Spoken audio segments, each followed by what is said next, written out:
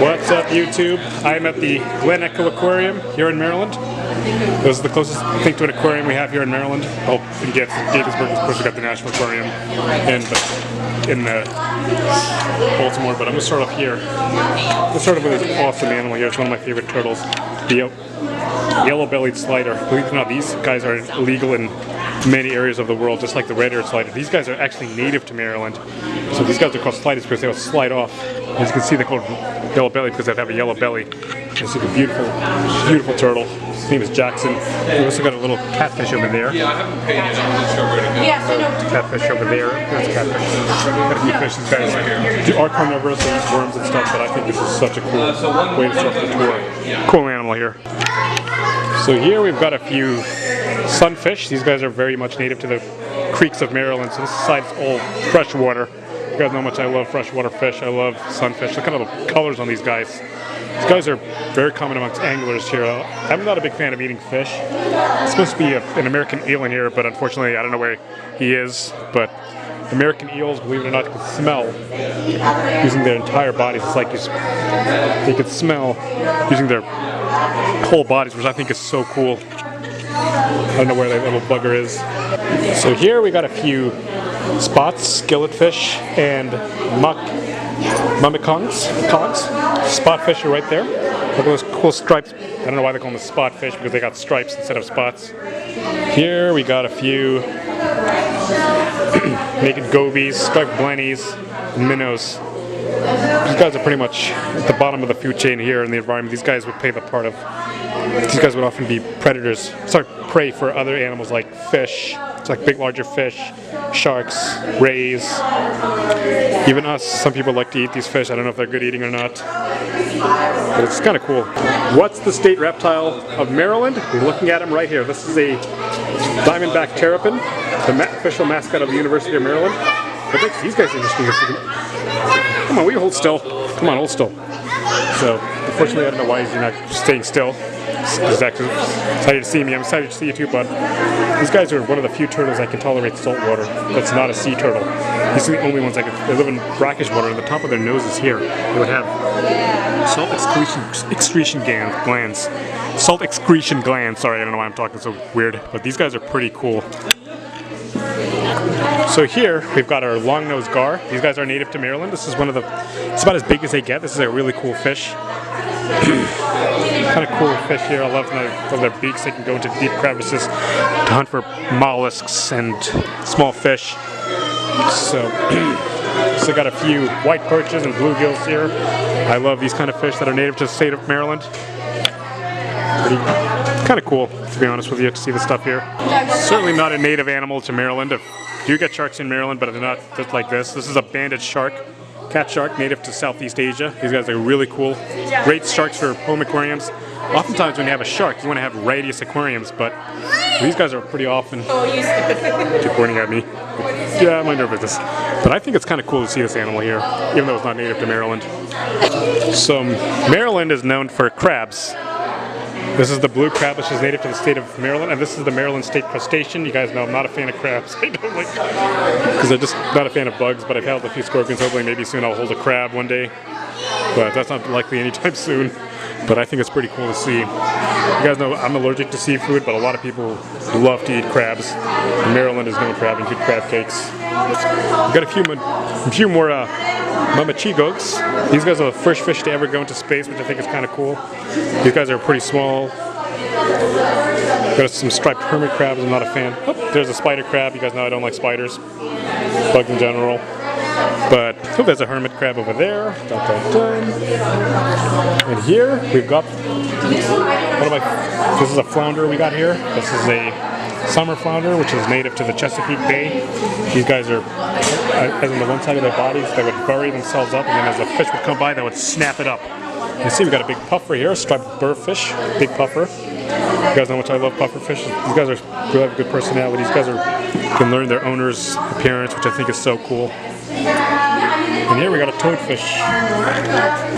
Here we got some striped sea bass, one of the bigger fish No, our tanks larger predatory fish native to Maryland, the Chesapeake. Oh, here we got another flounder, summer flounder. This one's a little bit bigger. So we got a few spots. I don't know why they call them. Oh, I can see why they call them spots. I was thinking old because you see a little bit of spots. But these guys are really cool. We got a black drum in here because how much I love these cool animals.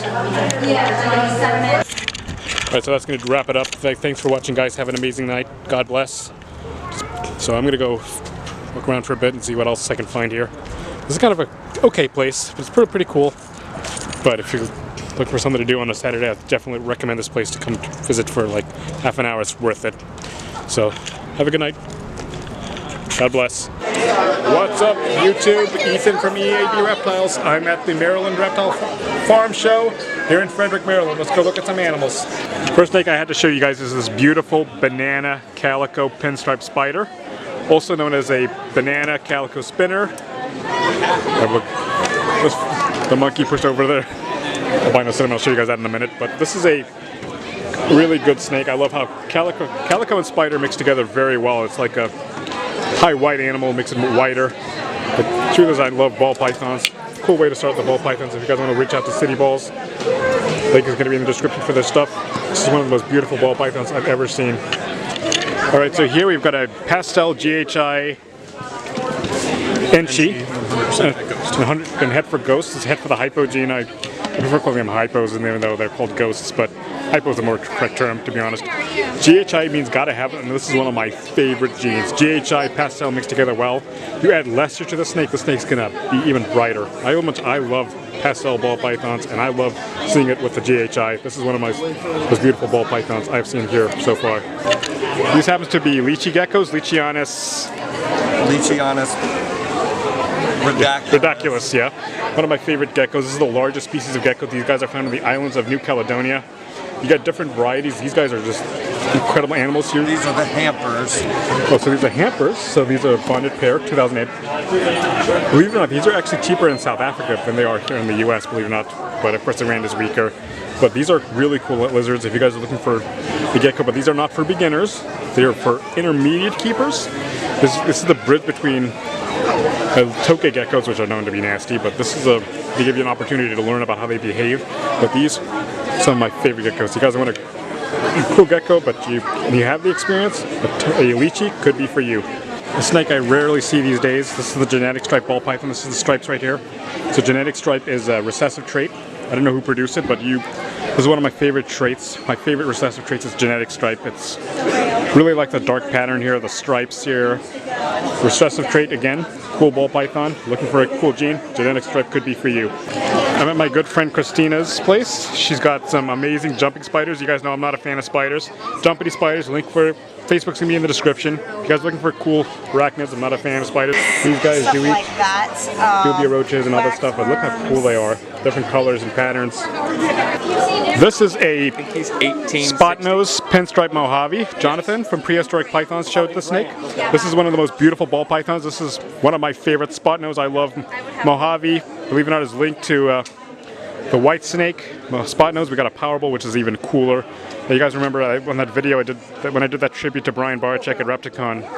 This is one of the pinstripe he produced, and since he's died, it's been, to be honest, watching this show has not been the same without him. Noah, you're doing a great job if you're watching this, but look at him, he's like, hey, who's this guy?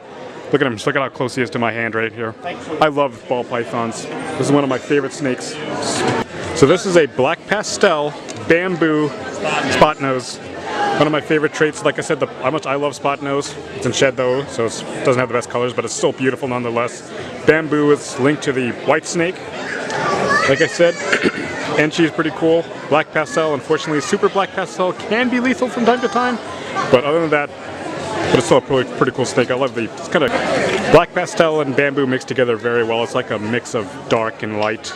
And this is with spot nose, which is one of a really cool snake combination. Love ball pythons. Have a look at this monkey. This is a Argentine black and white Tegu. What's his name? Bud? This is Bud. He's an Argentine Tegu. Look at him. He's so cool. He's so chill. I'm petting him like he's a bulldog. These are the bulldogs of the reptile world, Brian always used to say. I love these kind of animals. I just love Tegus. These are for advanced keepers, so if you guys kept monitors for a while, these guys are omnivores. They would eat insects, some eggs, fruit occasionally. Look at how just chill he is, this monkey is. Hey buddy, cool animal. This is Helga, she's a Herman's tortoise. Her story is pretty sad because somebody dumped her at a parking lot at a school. Because I don't know what the story, maybe the guy couldn't take care of it anymore, but the truth is I love tortoises, but the truth is a lot of them live 50 plus years, so you got to make sure you want to get a tortoise, you make sure you have a place in mind for someone to take care of it when you're gone, because a lot of times they will outlive you. I love tortoises. Oops, she's going to pull out something else for us. And this is Chi. He's a ball python, looks like a pastel. There he is, the monkey there. This is a pastel ball python. You guys know how much I love pastel ball pythons. I always show them off. Greg Graziani from the Python Hunters produced them. Look how beautiful the snake is. Look at the colors. Look at how much he brightens up. Beautiful snake. This is Oreo. You guys know how much I love Oreos. I love candy. I'm not supposed to have Oreos now. This is Oreo. She's a Arabesque Colombian boa constrictor. These guys, like I said, are from Colombia. You guys know how much I love boa constrictors. One of the first snakes I ever owned was a boa. Unfortunately, mine was not an Arabesque. I don't know if there are any Arabesques in South Africa because, as you know, South Africa's banned the importation of boas, which is nonsense. But Connecticut, you're allowed to have these. And I just love boa constrictors. They're so look at how you guys know how much I love boas. Love to see this boa constrictor. She's just so beautiful. I miss having a boa constrictor. So this is Ducky. Yeah, or Rubber Ducky. Rubber Ducky. He's up for adoption. $50 for adoption. He's a normal ball python. I'm going to lose my mind right now because this snake was found in my county. I live in you guys know I live in Bethesda. They found him in Montgomery County. And guys, if you guys ever get to the point of where you cannot care for an animal, do not release. There are plenty of rescues. The hobby is going to get into more trouble than it already has. You don't need to do this kind of stuff, all right, guys? You guys ever get an animal and you just can't, and you just need to get rid of it for whatever reason, find rescue. Google. Everyone's got Google. This is a beautiful snake, though. Have a look at this feisty monkey. This is a granite berm, a recessive trait. You guys know how much I love Burmese pythons, how much I love the granite trait. It's a recessive trait. As you can see, it's got a little granite patterning, or as I say in South Africa, granite. But I love granite berms. If you guys know, looking for a cool berm, Rick Remote Reptiles is here. Good place, good guy. This is a beautiful snake, but again, Burmese pythons are not for everyone. They're for advanced keepers. But US ARC, Florida, is still fighting the ban on Burmese pythons in Florida. So I'm going to put a link for their stuff in the description. We're going to fight this ban. No, I'm not saying if you want a berm, go get one. They're not for they're only for advanced keepers, guys. But we got to fight that ban in Florida. I really wish I could live in Florida and have a Burmese python. Nice weather. Beautiful snake. I'm at Bentley Bowley's table. This is a bumblebee leopard orange ghost. Orange ghost is a hypogene, kind of like the hypomelanistics. Well, this guy's a little feisty. You guys know how much I love leopard. The leopard gene is linked to the pied. Peter Call in Maryland produced it. You got the spider and pastel. Greg Graziani, the Python Hunters, produced the pastel. McCurley produced the spider. I love spider ball pythons. It just sucks that some places have banned them because of the orange gene, but this is a cool snake. You add lesser to this snake is going to pop. This is one of my favorite snakes that I've seen so far. I know I always say that, but this is a really cool ball python. Link for these guys' description down below. Show them some love. Here we've got a motley clown spot nose. Motley is a new gene that I think is co-dominant, right? Co-dominant trait. We got spot nose. This is not for sale. It's probably going to be like $500,000, maybe $50,000, maybe. We never know. But Motley is a really cool gene. I just love how it twists the pattern a little bit. Spot nose is one of my... Spot nose and clown mixed together incredibly well. I love the spot nose gene. I've shown a lot of spot nose ball pythons today. The Powerball is going to make this snake even cooler. I love ball pythons a lot. Have a look at this monkey. This is a Central American motley, het anery. Het for T-positive albino. The motley's co-dominant. 50%. Well, 50% possible het, so we don't know if it's 100% het. But the truth is, I love Central American bows. If you guys are looking for a boa constrictor, and you don't have the space, a Central American could be for you, because these guys only get maybe 5 feet the size of a ball python, maybe a little bit bigger. They don't get as big as the Colombians. But however, the Central Americans can be a little bit more cantankerous than the Colombians. But the truth is, if you guys don't have a lot of space and you're looking for a cool boa, the Central American could be for you.